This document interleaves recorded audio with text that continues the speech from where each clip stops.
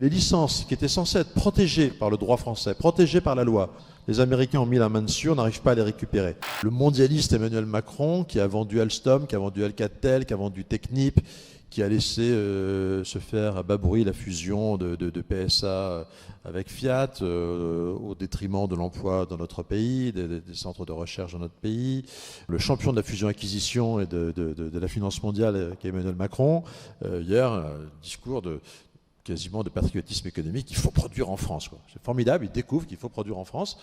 Je m'en réjouis, on sera attentif effectivement à ce que là encore, le discours et les actes convergent, ce qui est jamais gagné. Et donc, est-ce que ce texte fasse preuve d'un peu de patriotisme économique, effectivement, un peu plus de protection face aux investissements étrangers en France, hein. Regardez, un des sujets sauf que je connais bien, pour avoir présidé la commission d'enquête sur Alstom, la vente d'Alstom à GE, dont le grand architecte a été Emmanuel Macron, dans le dos à l'époque d'Arnaud Montebourg, qui a amené un des virages d'Emmanuel Macron. Après avoir vendu les turbines Arabelle, turbines d'Alstom à General Electric, il a décidé, quelques mois avant la campagne présidentielle, à Belfort, de les racheter.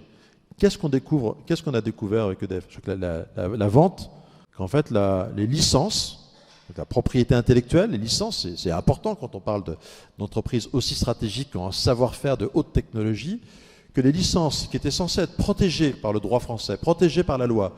J'étais allé voir personnellement les lettres d'engagement prises par General Electric à Bercy, les lettres secrètes, etc.